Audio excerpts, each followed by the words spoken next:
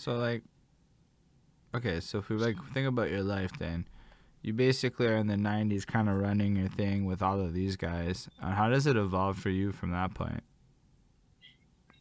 I ended up signing to Warner Brothers in 2000. I ended Say up going to word. work with Not. One of the big five. One of the big five. Yeah. So you act. Hold I on. did a You had a really dealio major record deal thing. facts. I Say word. I ended up what had happened was I went to Virginia. The guys from Lyricist Lounge, Ant Marshall and Danny Castro, they introduced me to Knots because my roommate, that house I was in, I'm telling you, it was crazy. It wasn't just talented rappers in there. Like it was A&Rs in there, all types of shit. Foxy Brown's brother's assistant was living in there. That was my partner. Like I used to run around with them. I was going to Diddy parties with them. Pretty Boy's assistant? Nah, Anton's assistant. Anton was a senior A&R.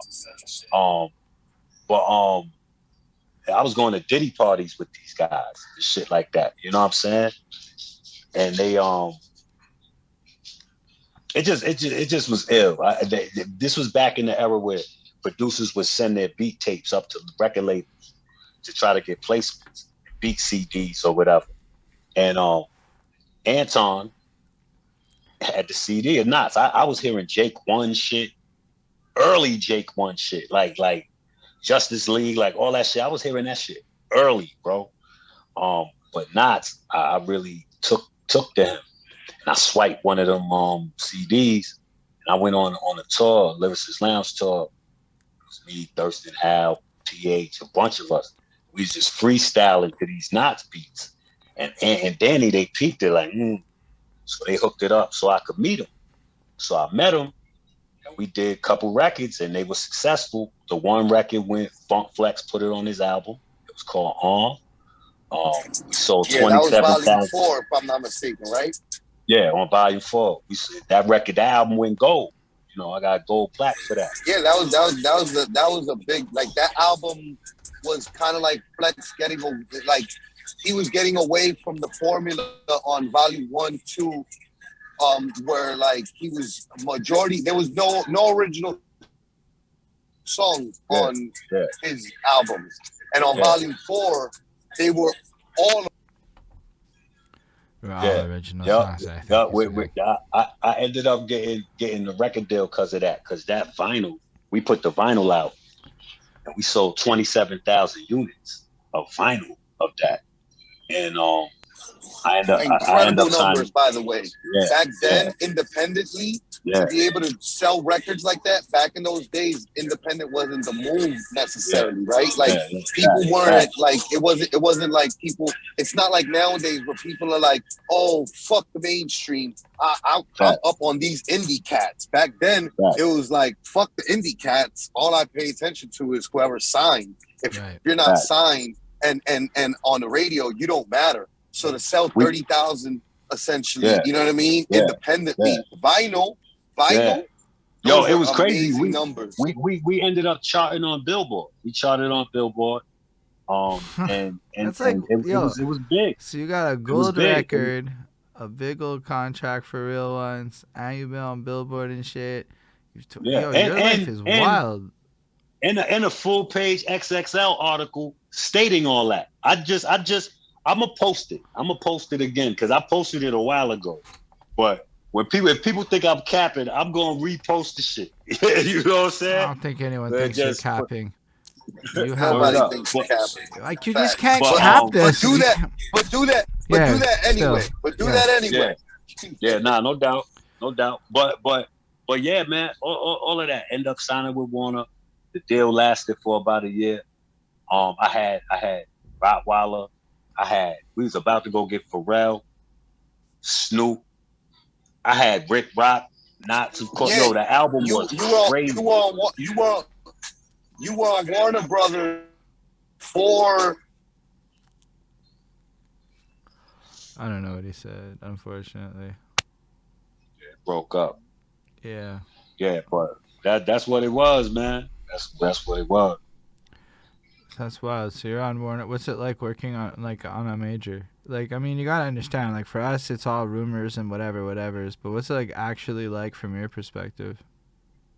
It was cool because they took the cap off of my budget. They liked me a lot. You know what I'm saying? They was like, yo, whatever you want to do. You know what I'm saying? So I was young, man. You know what I'm saying? I was young. I was like 25 years old. I think the first thing I did was go bought a chain. I went to Pennsylvania and bought a bunch of fucking jerseys from Mitchell and Ness.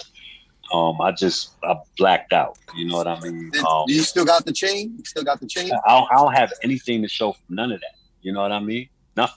My advance was $100,000, bro. Yeah, at 25, with no guidance. Oof. Like, it was. I already know, right? Like the pitfalls that you fell into, which is right. A lot of us, we come from the hood, and we don't understand that advance is not. It's not a gifted money for your pockets. It's an advance on your album that you're supposed to put to work for you. You're supposed to put it for like. And it's to live off of while you're working on your album, so you pay your rent, yeah. Pay your bills. You ain't got to go to work. This is your job. You know what I'm saying? So that's basically what it is. And you know, it's a loan. It's a bad loan. It's a bad loan, essentially. I wouldn't change none of it. You know what I'm saying? I learned a lot. I'm sure even like the experience never changed that. That experience is an experience that a majority of our guests never got to have, and all our guests were all indie artists. You know, like it's one of those things where I mean, like looking back on it fiscally, you're like, yeah, this is what I would do now. On the other hand, I don't know. It's kind of wild to be like I was 25 and blew a hundo. That's a statement. Okay, like that's the kind of statement where if you do an eye later on in life, it's just a great flex. Blew it. Like, just blew it. Because, like, who the fuck actually does it? Right? Like, everyone... Yo, let me tell you. I know a lot of broke rappers that make songs about that shit. No, listen, my man. I was in clubs. I was in shit like Planet Hollywood used to be popping on Wednesdays. And, like, Club Envy used to be popping, right? So I don't even drink like that. Like I do, but I really don't. Bro, I was in the club buying $500 bottles of champagne. And just, if you walk by and you had a cup and it looked like it was empty and I ain't know you, I still was pouring the shit in your shit, bro. Everybody.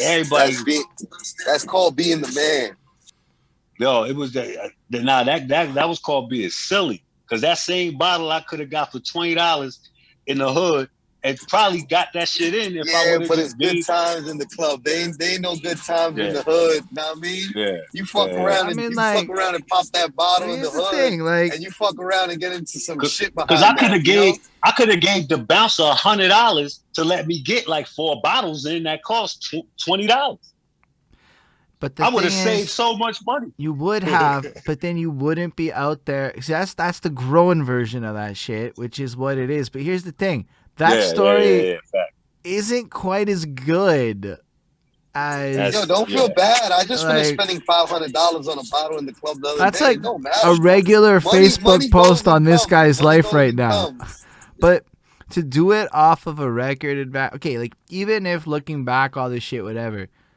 How many people get to be the guy that blows record deal money? Like, I'm excited for you in that period of your life, because even if it was fiscally whatever, even if it creates situations, I mean, you have stuff going on to this day, right? Yeah. That means whatever you do is the right choices. Yeah, man. Just trying to keep it rolling, man. Trying to keep it rolling, because what the fuck else I'm gonna do? Nah, I hear you. You know? I mean, your music's fire, but like, I appreciate it. I just like I'm trying, man. Yeah, I'm blowing away a little bit, like all of that. Like, so you get the whole thing, you go through the Warner thing. Do you put out an album? Succeed. The album didn't come out. What ended up happening was the Black Music Department folded, and the guy who signed Tupac to Interscope, nigga Tom Wiley, he came over He dropped everybody. It kept me and Jaheim for 2021, and then not 2024 for 2001, and it just the black music department ended up imploding. It was firing people, bringing new people in. They just was like, yo, we just gonna get rid of the whole situation. I was like, all right. That sucks. Another industry pitfall that most people aren't aware of, how often it is that like the labels fold into each other, and departments fold, and like the hip hop and the black music department at record labels is always the first department if they're cool with just saying fuck you. To be honest, I definitely wasn't ready though. I definitely wasn't ready, and I'm glad that it didn't work out. You know what I'm saying? Because, bruh, I blew that hundo. You know, telling what else I would have. Yeah, I can appreciate the sentiment of that a lot, actually. I think about that kind of thing because I'm in my 30s now, so I'm not like as kind of, well, my priorities are a little more growing, I suppose, in the way that you're describing with your money spending. So it's like, I definitely had fun though. I definitely had fun. Like you can't. I tell you. Like, even if I got rich today, I could never be that guy because I'm too old for that shit. So, like, that's a moment in time where, like, if you got it, you got it. And that's, like, wildly cool. Right. Same here. Like, half the shit, or 3/4 of the shit that I was doing then, I wouldn't do now if I had it. You know what I'm saying? Like, yeah, like I was wilding. I was wilding. And you know, you start to, especially when you're from the hood, you start getting that money. You're in different circles now. You're not in an underground circle, so now you're dating actresses, people that you see on TV. Now you're dating R&B girls in groups, and like it's crazy. Like they're right there. Like it's just crazy. It's crazy. Honestly, all that's wild, and that's like even without the album coming out or anything. Did you get to drop a single or get anything like that? Nah. You get like all of this shit, and you just kind of like, so basically, effectively, you're making all the music, and then what happens to it? They own it. So if I blew up tomorrow, they could put it out. But of course, I still get my money because I wrote it. So you know, but yeah, they had bought me a studio. They put it in my crib. So they said you can keep the studio. They gave me 20 grand to leave, and they was like, we keep the masters. It's like, fuck, I'm gonna say. You know what I mean? Yeah, I hear you. And then so what happens after that? I guess you're in the means to go a little more independent if you've got a studio in your Not a bad deal, by the way. Even with it falling apart like that, that's a great deal. Like the studio equipment alone. Yeah. No, it was cool. It was good. It was cool. Shout to Warner Brothers. You know, what you call it? After that, you know, I had a couple little production deals here and there. And I started trying to do it myself. And then things started changing to MP3s. It just was a lot. And then I, you know, kind of fell off. I was retired. I was making music, but wasn't really too serious about putting it out. And MPH passed, and then that changed everything. And then I'm back. And changed everything for a lot of us, man. Yeah. I'm back for him. You know what I'm saying? Because I talk to Pete. I talk to Pete all the time. Our show wouldn't exist if it wasn't for PH. See? Big facts. On my end, man. I wouldn't have never been like so focused on, like, I'm very focused now on like trying to like this story, bro. Your story, it's important. Pen's story is important. Everybody, all our stories is very important, and people don't realize it's important until one day. I'm here, guys. From now, maybe years from now, but the point is that it matters, and it's gonna be something that people are gonna need, because a lot of shit that got done, like Holden said, it didn't ever get documented. It didn't. There's no Wikipedia for that shit. There's no Google for that Facts. shit. You know what I mean? And our stories got to be told. And the last thing that I want is for another one of us to pass away and not be able to have told his own story in his own words, out his own mouth from the beginning, and not just like most hip hop interviews are like, so when did you fall in love with hip hop? And then like and then like, would you like to be on Love and Hip Hop? Or when's your next album? When's your next battle? Things like that. That it's just like, yo, that's cool and all, but like, I got a life, and I got a life story, and like it being told is important. So like, rest in peace to PH. Like, I think that his death like motivated a lot of us to like, you know, not let time pass the way that we was doing, and not being so frivolous with our time. Yo, let me tell you something. I got a lot of, like, the PH section of the book is going to be crazy because I got a lot of PH stories. Me and him literally slept on the floor together, eating Chinese food, and had nothing. Like, you know what I'm saying? In the studio, like, dirty socks. You know what I'm saying? Like, word. You dig? Like, just an incredible dude, man. Like, there's so many people that I wouldn't even know if I ain't know PH. Right. You know what I'm saying? Like, well, I have an idea of how influential he is with regards to people he could connect you with just over the course of doing this, and how often he's come up. You know why? Because it's like he was the type of guy that if you don't like him, something is wrong with you. There aren't too many people like that. You know what I'm saying? Like, and he's one of them. When you meet him, you love him. Like real talk. I mean, and he wasn't pussy at all. He'll fuck your ass up. You understand what I'm saying? But he was just a really, really, really good guy. Like, great man. And by the way, one of the like most incredible things about him was that he was unafraid to give love, and he was always up on everything and everyone in rap.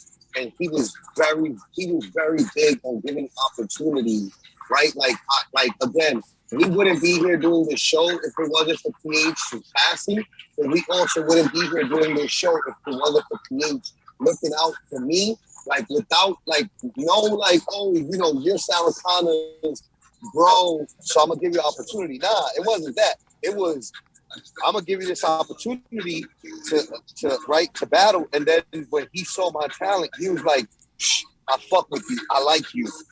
Come.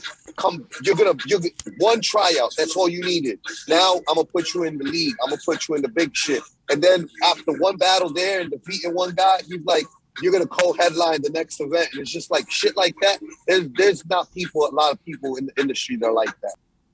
And let me tell you something. I've kind of adopted that spirit. Like, I promised him that I was gonna do that. So like, if my last couple albums, most of the producers on there are people you haven't heard of. What I do is I'll go on Instagram and I'll pop into people's lives. They'd be like, oh shit. They'd be like, shout to Bad Seed, what up? I'll be like, yo, if it's fire, I'll leave, fire joints in there. If it's not, I'll say something supportive or whatever and keep it moving. And then I hit them up in they DMs, and I'm like, yo, let's work. There's producers on my album right now that I'm their first placements ever. You understand what I'm saying? And I do that on purpose, like going to go look for them to give them these shots. You understand what I'm saying? Like, let's get it out there. Let's get you spun on Premiere. Let's get you spun on, you know what I mean? Like, let's do a joint. Let's do something. So now these people are working. Now other people are coming to them to look at the tracks and production based off of the shit they did with me. So I learned that from PH thoroughly. Yeah, it's wildly cool. Like, just that you do that, like, that's really dope. Yeah, I just put randomly. I pop into people's lives. Just pop in. And then my Instagram is the Bad Seed Brooklyn. So there is no mistaking who, you know what I'm saying? So like, either you know who I am or you don't. If you do, then you already know that I'm probably looking for some things. What's up? You know what I'm saying? What's up?